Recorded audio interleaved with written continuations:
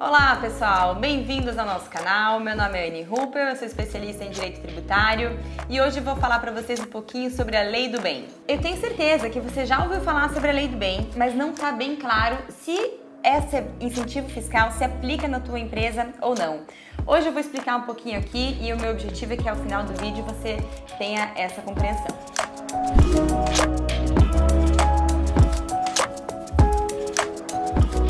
A Lei 11.196 de 2005, a chamada Lei do Bem, trouxe diversos incentivos fiscais, dentre eles um incentivo específico para PDI, Pesquisa, Desenvolvimento e Inovação. Os incentivos fiscais relacionados nessa legislação são desde dedução adicional da base de cálculo de imposto de renda e contribuição, depreciação acelerada de ativo imobilizado, redução de IPI. Bem, vamos começar então falando aqui para quem a Lei do Bem se aplica. O primeiro requisito é que a empresa seja tributada no regime do lucro real. Então, para empresas que estão no presumido ou no simples nacional, a Lei do Bem não se aplica. Qual é o motivo? O motivo é que os incentivos relacionados nessa legislação estão ligados à dedutibilidade adicional da base de cálculo do imposto de renda e da contribuição. Como você sabe, apenas o lucro real é que permite a dedução para fins de composição de base de cálculo do imposto de renda e contribuição. Os outros regimes do presumido e do simples nacional não admitem a possibilidade dessa dedução. Portanto, são as empresas tributadas pelo lucro real que cumprem o requisito número 1 para a fruição dos benefícios da Lei do Bem. Outro requisito é que essa empresa tenha auferido lucro no exercício pelo qual está se pleiteando o benefício. O que isso significa? Significa que a sua empresa não pode ter apurado prejuízo fiscal no ano base ao qual você está pleiteando o benefício. É necessário que a empresa tenha auferido lucro. Em que consistem, então, os incentivos da Lei do Bem? O primeiro deles é a dedução adicional das despesas operacionais com PDI da base de cálculo do imposto de renda e da contribuição social sobre o lucro líquido. O segundo é a depreciação acelerada dos bens adquiridos para PDI. O terceiro é a redução de 50% do IPI e o quarto é a isenção em determinados casos do imposto retido da fonte. O primeiro incentivo e também o mais atrativo consiste na dedução adicional, que vai de 60% a 100% das despesas classificadas como despesas operacionais na fase de pesquisa, desenvolvimento e inovação. Para quem que se aplica 60 e para quem que se aplica 100? Bom, para todo mundo se aplica 60. Então, se eu tive algum tipo de pesquisa, desenvolvimento e inovação na minha empresa que é operante pelo lucro real e auferiu lucro no ano base, eu vou ter direito a 60% adicional? Sim, é isso mesmo. Se a sua empresa desenvolveu algum projeto que implicou em alguma inovação dentro do seu sistema, isso representa PDI para fins da Lei do Bem. Ou seja, eu não preciso que seja uma inovação absoluta, que não tenha sido explorado por ninguém, que seja uma solução inovadora em todo o mercado ou que não tenha uma patente. Para fins de Lei do Bem, é admitido como PDI projetos que impliquem alguma inovação para o seu negócio. Então, se você conseguir comprovar que dentro da sua realidade, dentro da sua organização, você estruturou um projeto que teve uma exaustão necessária da tua equipe de PDI e que você chegou em algum resultado, seja ele positivo ou negativo, as despesas relacionadas a este projeto podem ser consideradas de forma adicional para dedução da base de cálculo do imposto de renda e da contribuição, pelo menos em 60%. A legislação prevê alguns critérios para dedução adicional. Por exemplo, se a tua inovação implicou em uma patente, você pode ter uma dedução adicional de até 90%. Se você teve um incremento de equipe, se você precisou contratar mais funcionários direcionados para a PDI, e isso for possível de ser comprovado contabilmente, você também vai ter direito a uma dedução adicional.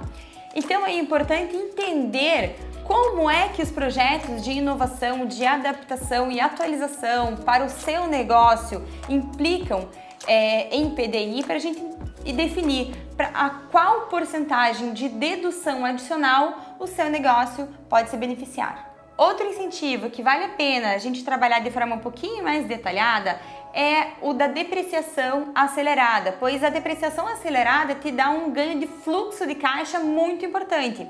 Todos os bens adquiridos por uma empresa do lucro real para compor o seu ativo imobilizado estão sujeitos a uma regra de dedução prevista pela Receita Federal. O que isso significa?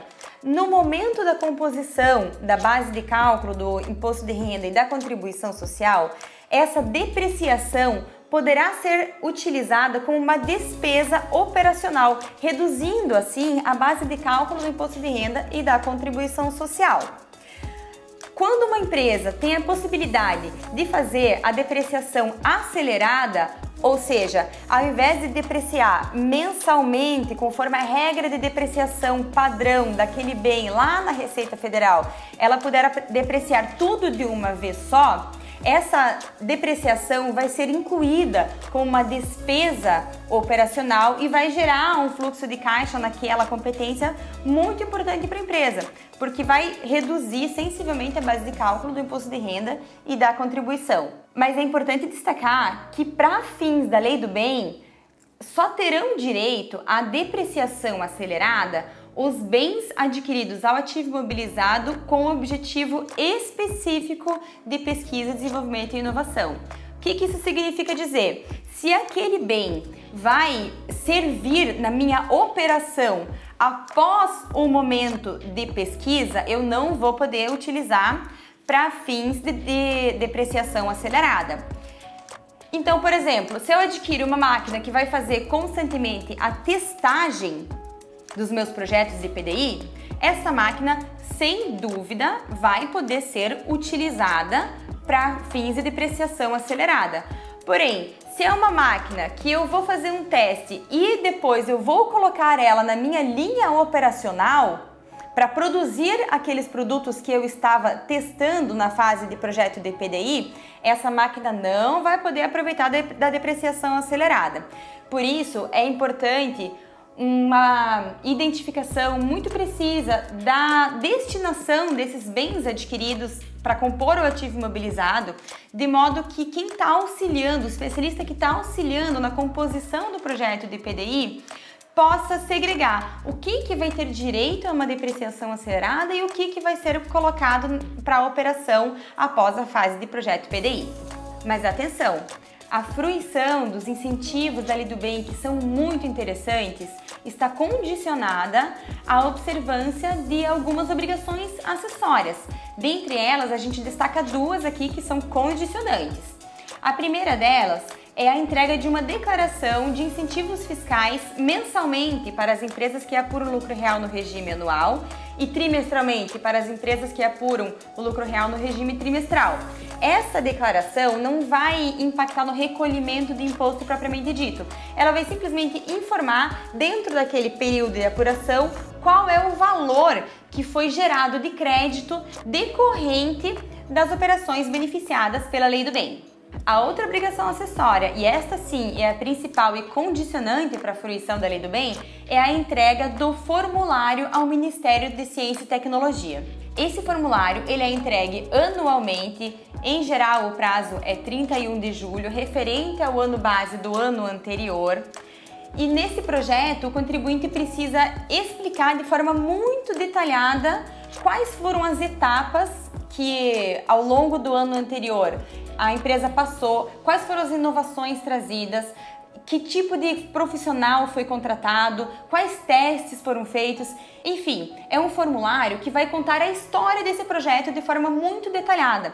Lembrando que esse formulário ele é direcionado ao Ministério de Ciência e Tecnologia, não para a Receita Federal. O objetivo é ter um parecer do Ministério atestando que aquele projeto é sim considerado um projeto de PID. Por outro lado, a Receita Federal, com esse parecer na mão, com essa devolutiva do seu formulário na mão, vai reconhecer os créditos que a empresa levantou decorrente daquele projeto. Por isso, o preenchimento desse formulário sempre deve ser feito sob a orientação de um especialista na área, para garantir que o conjunto de informações contempladas nesse formulário seja suficiente para o Ministério reconhecer como um projeto de PDI e então a tua empresa poder fazer jus aos benefícios que são tão importantes da Lei do Bem. Se você ficou interessado nos incentivos da Lei do Bem e acredita que essa legislação também pode representar um diferencial competitivo na sua empresa, deixe um comentário e ative as notificações. Na sequência, teremos diversos conteúdos a respeito. Um abraço!